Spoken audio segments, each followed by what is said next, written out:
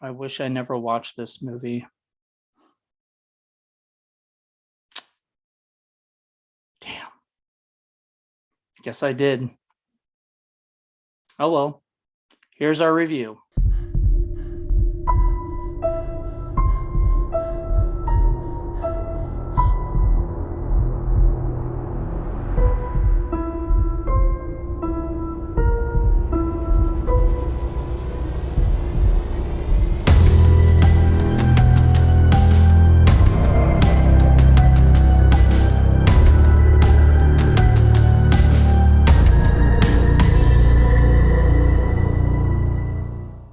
Hey everybody, and welcome back to First Time a Watch Friday. I'm your host, Jonathan Moody, and today we're going to be talking about a little movie called Spliced, I guess was the retitle of it. It's also called The Wisher.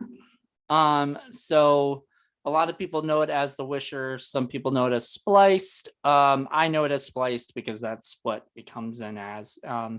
It's apparently also on Epix channels. I don't know what that is necessarily, but I do see a lot of movies being streamed on there. So there you go. If you want to go watch it, go check it out on Epix channels streaming.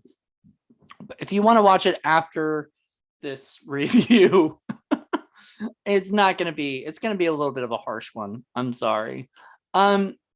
So first of all, I want to let people know whenever I do harsh reviews of films or whatever, it's probably nothing that the filmmakers don't already know, or they should know. But it's usually this is why I don't like the movie. And also I want to preface this by saying that just because I didn't like a movie doesn't mean you're not going to like it. So though there will be spoilers in this review, if you haven't seen the movie and you, after me talking about it and everything, makes you curious to check it out, please do. It's a movie that I wish was on Tubi. This seems like a Tubi type thing that somebody could discover and find and whatnot. And I'm just kind of surprised it's not as talked about. Because it was part of that early 2000s slasher, low budget slasher kind of horror film, scare that happened back then. After Scream became a huge success, a lot of filmmakers in the early 2000s tried to recreate it with their own low budget films, and a lot of them were fails. So this was one of them. And I think the biggest fail was that this was made at least a year after. It says 2002. I think the DVD, Blu-ray, the DVD got out in 2003. So yeah, we're going to talk about that real quick. That this movie was just not. Was a slasher, and back in 2001 there was 2001ish, there was a little movie called Final Destination, and that movie should have been more of the inspiration for this film, except it should have been Final Destination with a little teen Scream vibe to it, but it really didn't go that route. It went with the subliminal messaging / this kid who's a little bit too neurotic and crazy, and you don't know this at all. There's no setup for that until the end of the movie, which kind of pissed me off, because there was no way to guess that it was this guy until they started blatantly throwing Nick Lachey into being the villain. Then I was like, yeah, there's no way that guy's there was no way that guy was the killer anyway. He was at the fucking movie theater, unless we saw him just show up randomly. That he was at the movie theater. You couldn't kill the father. So obviously from there I was like, wait, that. And plus the other thing they did wrong that also hinted who they were, so they gave themselves away who the killer was. But there was a scene where she says, I wish she would see how ugly she is. The dude, the regular guy is literally, yards away. He couldn't have heard that at all, But the one guy goes, who? You know, and I was like, oh, yep, he's the killer. And that kind of pissed me off that like they kept trying their hardest to like throw this other guy down, down the path. They were like making him look creepy and weird, and he wasn't really that creepy and weird in the beginning. He just became that way, and I sort of didn't like that, Sure, maybe he kept trying to be nice to her because he liked her. He was also like the best looking guy in the movie. The guy who played Brad, not Nick Lachey. I think I said Nick Lachey. I meant Drew Lachey. I'm sorry. I'm getting my 98 Degrees members apparently mixed up. So if I said Nick, I'm sorry. I meant Drew. The lesser brother, I guess, the one that like not many people really talk about as much. I don't know. He was on Dancing with the Stars at one point. I looked up, so that's awesome. Yeah. So I guess Nick was not available at the time. Sorry, Drew. That's mean. That's horrible. He's just, and he tries this, he tries this film career, and every line delivery is terrible. Like it felt, every line delivery that he did felt forced. The movie itself was shot in Canada. It was shot in a place called Moose Jaws, Saskatchewan, Canada. And yeah, it was a small town. Like the police apparently have picked her up for, like it's one of those small towns where everybody knows everybody.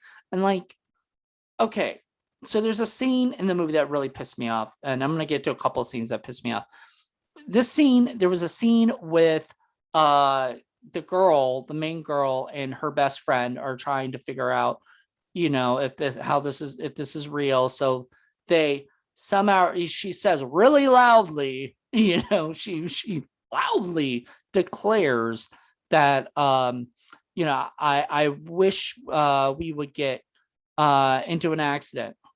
So or car crash, whatever it was. So they go, they're driving the car.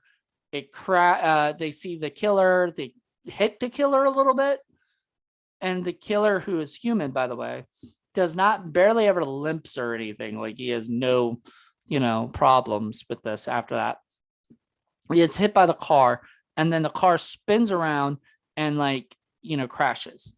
And then they get up and they start driving away and speeding, and the police pull them over. And the police say, why were you speeding? They're like, we just hit somebody. And he does not believe them. And I'm like, what the fuck, man? Like, I'm sorry, but if any cop had heard I just hit somebody, they would at least look into it. This cop is like the worst cop I've ever seen in my life. He just literally was just like, yeah, sure, you sleepwalk. We've seen you do that. Like we don't have time for your lies. And I'm like, what? Like, we're sorry about your father's death, but which we'll get into in a second. So yeah. So the other problem I have with the movie, the biggest problem I have with the movie, is I hate movies where it should be a supernatural force or entity, but instead they make it a human. Problem with humans in these kind of movies is that they have to abide by the laws of humankind. They can't fly, they can't teleport, they can't do anything that like a supernatural force could do, right? So a supernatural force could disappear and reappear and do whatever, right?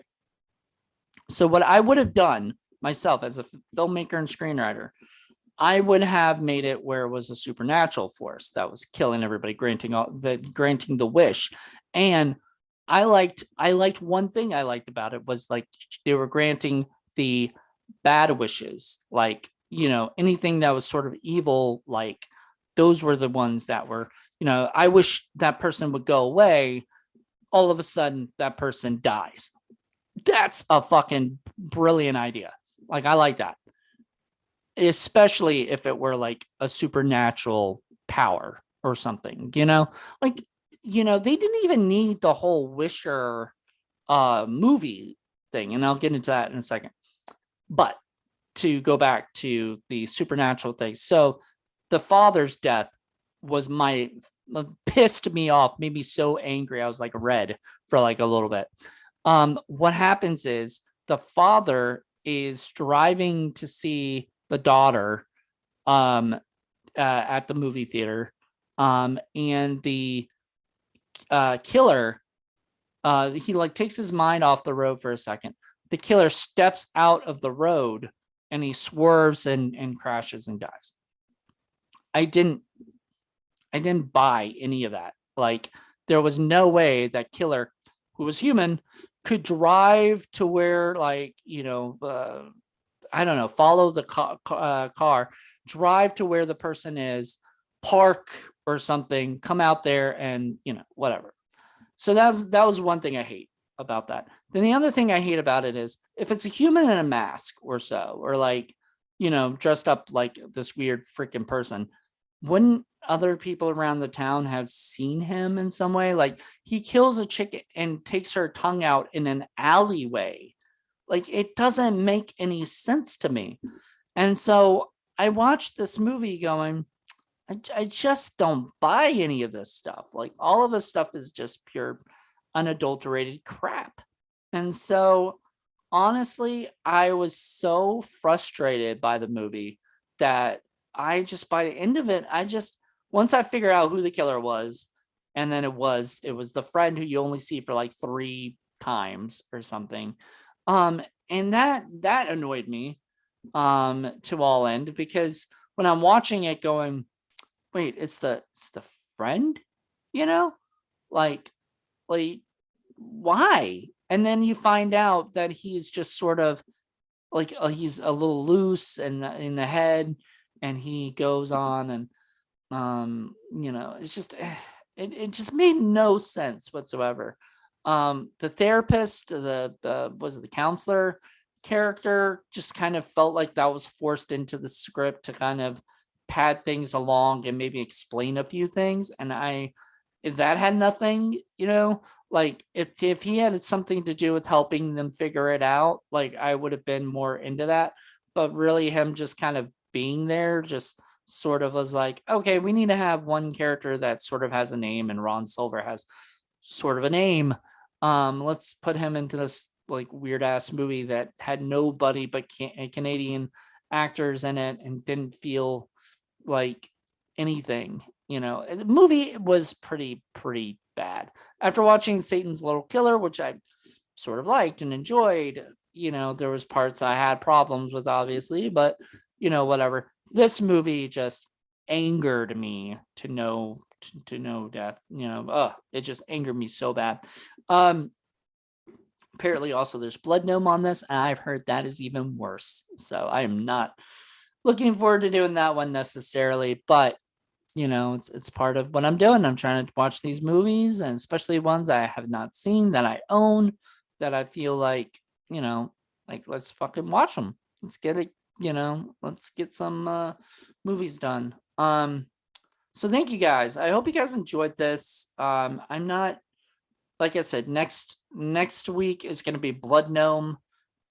This week, all in all, I will just tell you, if you are thinking about watching Spliced, if it's something that you're like, oh, maybe I'll enjoy this movie, watch it, but understand it's gonna probably piss you off. There's probably a lot more stuff I did not dive into that was in this, and it's just sort of one of those films that I was just angry at, and it takes a lot for me to get like angry at these things. So, there you go. But you all know me, as I said in the last video, the Wildcard Wednesday one, I am a slasher fanatic. I love slasher films. So I was happy to watch this and cross it off my slasher list. Would I ever watch it again? Probably not. Literally, just like Satan's Little Helper, I would only, or Satan's Little Killer, or Helper, Satan's Little Helper. The only way I would do watch that movie again is if somebody were to like be like, hey, let's watch this movie. You know what I mean? Like, and generally speaking, I have a million other movies. They would not pick that movie or Spliced. So I don't think I'll ever have to watch it again. But happy to own it. Happy that it's in a 3-pack, so I don't have to. So I don't have to buy all 3 of them separately. Just makes it easier. And I will say this. I will say this is really cool. Spliced does come with director commentary. It says director and cast. I listened for a bit. It only had the director the beginning. Maybe it has some of the cast later. That's really cool. I would like to actually listen to that at some point, and because he was actually going into some like serious technical shit, and that to me is more fun sometimes than the actual movie. So if you do get that 3-pack and you're getting it mainly for Satan's Little Helper, understand Spliced does come with and I get why they call it Spliced, because the film reel was spliced together or something for subliminal advertising. I don't know.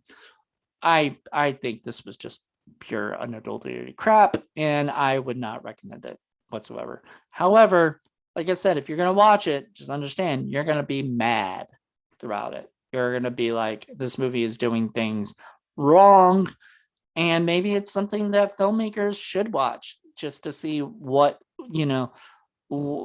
just kind of make sure that they know that they could have done better in it. I think the director has gone on to do great things and everything. So maybe this was just, bad writing, bad setup. I mean, maybe whatever. I don't know. It was terrible writing. So thank you guys for letting me share and on this review, and hope you guys enjoy it. Bye.